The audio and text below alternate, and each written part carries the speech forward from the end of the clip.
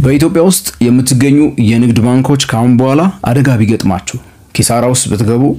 አይመለከተኝም እያለ ነው የኢትዮጵያ ብሔራዊ ባንክ። ሰሞኑን አዲስ መመሪያ ለነዚህ 32 ለሚጠጉ ንግድ ባንኮች ከብሔራዊ ባንክ ዘንድ ወጥቷል።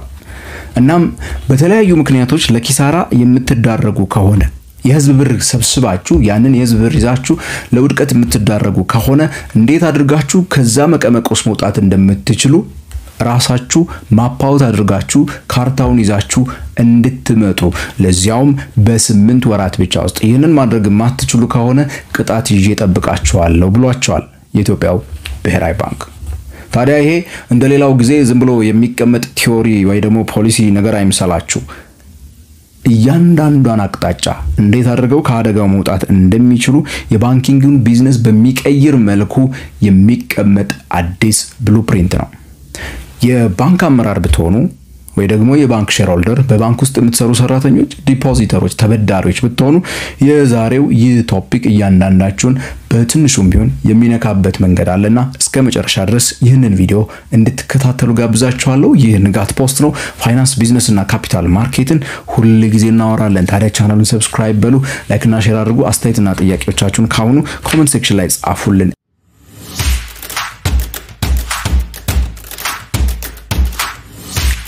በካፒታል ማርኬት ጉዳይ ላይ በተለይ ደግሞ በአዲሱ የኢትዮጵያ ስቶክ ማርኬት ላይ ኢንቨስት ማድረግን አስባችሁ የመጀመሪያ ኢንቨስተር ምንድነው ማወቅ ያለበት የሚለው ነገር ግራ ገብቷችኋል። ፕራክቲካል የሆኑ ክህሎቶችን ማወቅ ፈልጋችሁ የት ነው ማገኘው ብላችኋል። እንደዛ ከሆነ ሁለተኛው ዙር ስልጠና ሰኔ 30 መሰጠት ይጀምራል። በጥያቄያችሁ መሰረት እጥር ተደርጋ በአንድ ሳምንት እንድትጠናቀቅ ተደርጋ ቴሌግራም ላይቭ ላይ ስልጠናዋ ከእንደገና መታለች። ከዚህ ቀደም የነበረው ላይ ረዝሟል የሚለው ነገር ተቀብለን ማለት ነው። ስለዚህ በካፒታል ማርኬት ጉዳይ ላይ ጀማሪ ኢንቨስተር ምንድነው ማወቅ ያለበት እያንዳንዷን ማወቅ የሚገባበትን ነገር ብቻ ሌሎቹን ዝባዝንኬዎቹን ትተ ከዛ ባለፈ ደግሞ በኒውዮርክ ስቶክ ኤክስቼንጅ ላይ ላይቭ ትሬድ የምናደርግበትን ልምምድም እንዲሁ አብረን ለማመዳለን። አክሲዮኖችን እየገዛን እየሸጥን እንዴት ትርፍ ማትረፍ እንደምንችል ፖርትፎሊዮ እንዴት መገንባት እንደምንችል የምንለማመድበት ስልጠና ሰኔ 30 ይጀምራል። ቴሌግራም ላይቭ ላይ ምሽት ላይ ከሰኞ ተጀምሮ ሰኔ 30 ለ4 ሴሽኖች አንዳንድ ቀን እየዘለልን በመስጠት በአንድ ሳምንት እንጨርሳለን። ስልጠናውን ለመካፈል ታዲያ የምትፈልጉ ከሆነ 900 ብር የከፈላችሁ እታች በተቀመጡት አካውንቶች ማለት ነው የንግድ ባንክና የቴሌብር ደን በተቀመጠችው የቴሌግራም ቻናል ላይ ወይ ደግሞ የቴሌግራም ሊንክ አስቀምጬላችኋለሁ። እሷ ላይ ስሊፑን ከላካችሁልኝ ወደ አዲሱ ራውንድ 2 የስልጠና ቲም እቀላቅላችኋለሁ ማለት ነው። ፍጠኑ፣ ተመዝገቡ፣ ጓደኞቻችሁንም ተመዝገቡ ብላችሁ እንድትነግሩ ጠይቃችኋለሁ። እና አዲሱ ህግ እንግዲህ ይህ አዲሱ መመሪያ እንበለውና በአዲሱ መመሪያ መሰረት 32ቱም የኢትዮጵያ ባንኮች በ8 ወራት ውስጥ ይህንን የጠቀስኩላችሁን በአደጋ ሰዓት ኪሳራ በሚደርስባቸው ሰዓት ወይ ደግሞ አደጋ ውስጥ በሚወድቁበት ሰዓት ከዛ አደጋ እንዴት አድርገው መውጣት እንደሚችሉ እንዴት አድርገው አንድ በአንድ ስቴፕ ባይ ስቴፕ መውጣት እንደሚችሉ የሚደነግግ የሚገልጽ የሚያትት ህግን ፕላንን ይዘው እንዲመጡ ተጠንቅቀዋል ማለት ነው። ባንኮቹ ያለ መንግስት ድጋፍ ያለ ብሔራዊ ባንክ ይሄው አለሁላችሁ ባይነት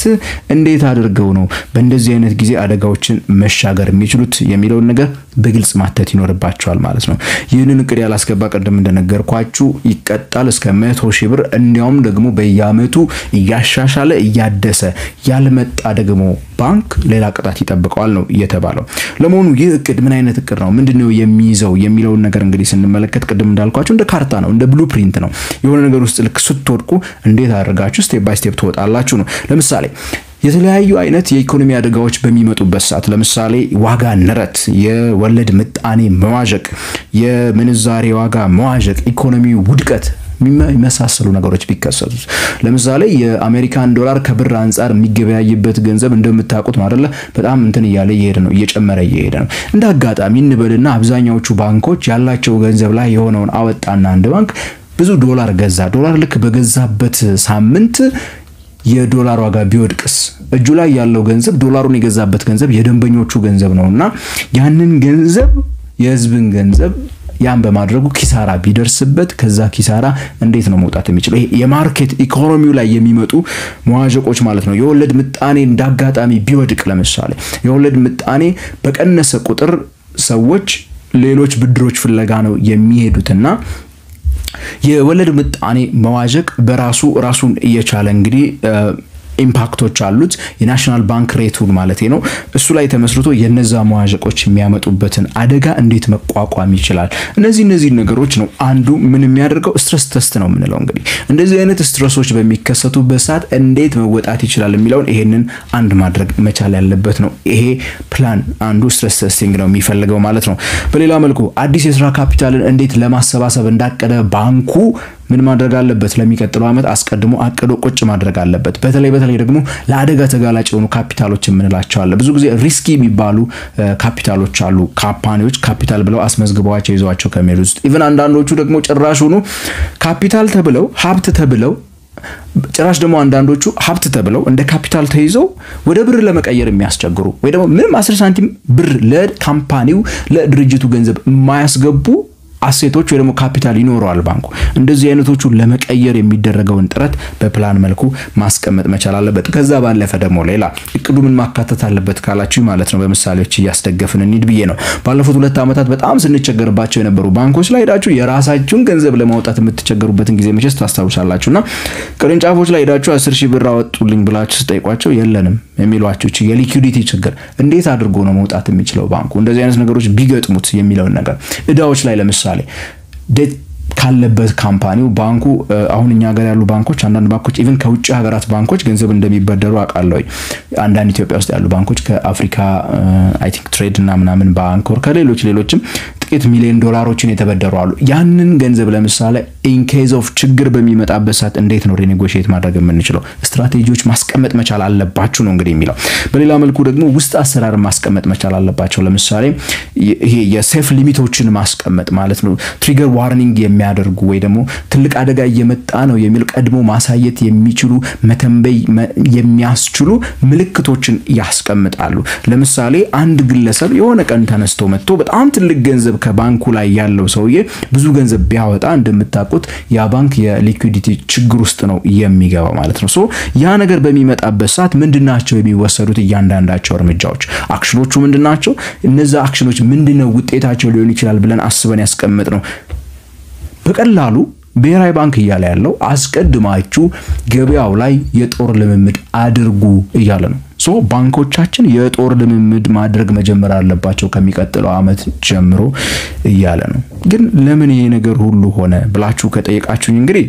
የባንኮች ውድቀት አዲስ ነገር አይደለም የባንኮች ውድቀት ዓለም አቀፋዊ ነገር ነው እኛ ሀገር ሜቢ ብዙ ማልሰማ ነው የሚሆናል እንጂ በፈረንጆቹ 2008 ዓለም አቀፉ የፋይናንሻል ክራይሲስ ሁሉ ጊዜ የሚወራለት ነው ቅርብ ጊዜም ቢሆን ለምሳሌ የሲሊኮን ቫሊው ባንክ ታስታውሱታላችሁ ኮላፕስ ያደረገው በጣም ትልቅ ባንክ ኮላፕስ ያደረገው በጣም ትልቅ ባንክ ነውና የኢትዮጵያ ባንኮችም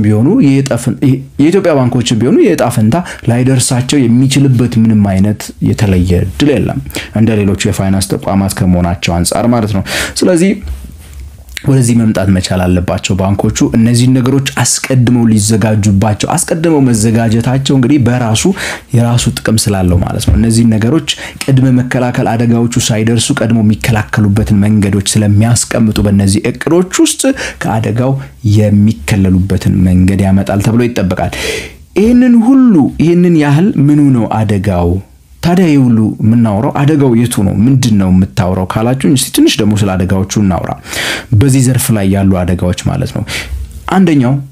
የሚዋዥቅ ቁጠባ ነው ባንክ ላይ የሚሰራ ዘመድ ካላችሁ ጓደኛ ካላችሁ መቼስ ታውቃላችሁ በወሩ መጨረሻ ምናምን ሁሉ ጊዜ የሚጨነቁበት ነገር ገንዘብ ወጣብኝ ገባልኝ የሚሉት ነገር ነው አይደለ አንድ ሰው ተነስቶ ለምሳሌ የባንክ ሐሳቡ ምንድነው መቼስ ስለ ባንኪንግ ውስጥ ያላችሁ ሰዎች ልታውቁት ትችላላችሁ ባንክ እሳቤው 100 ሰዎች መጥተው አንዳንድ ብር ያስቀምጣሉ መቶዎቹም ከዛ ምንድነው የሚያደርገው ባንክ ከመቶዎቹ ሰዎች በአንድ ጊዜ ስለማይመጡ መቶዎቹም 85ቱን ብር ወስድና ለሌሎች ሰዎች አበድረዋለሁ ወለድ አግኝቼበት አተርፍና ለ85ቱ ሰዎች ወር ለመቶዎቹም ሰዎች ወለድ መልሼ እከፍላለሁ ነው መቶዎቹም ሰዎች በአንድ ጊዜ መጥተው አንዳንድ ብሬን አምጣ አይሉኝም በሚል ሐሳቤ ነው ባንኪንግ የሚሰራው መቶዎቹም ሰዎች መጥተው አንድ ገንዘቤን የሚሉ ከሆነ ባንኪንግ የመስራት እድሉ ጠባብ ነው አይሰራም ከባድ ስለሆነ ማለት ነው ሶ የሚዋዥቅ ቁጠባ ደግሞ አሁን ባለው ሁኔታ በተለይ ትልልቅ ገንዘብ ያላቸው ቢሊዮኖች ሚሊዮኖች የሚያንቀሳቅሱ ሰዎች በአንድ ጊዜ መጥተው ይሄንን አደጋ ሊጋርጡ ይችላሉ ያንን ሊያመጡ ይችላሉ ቀደም የነገርኳችሁ በምሳሌነት ሲሊኮን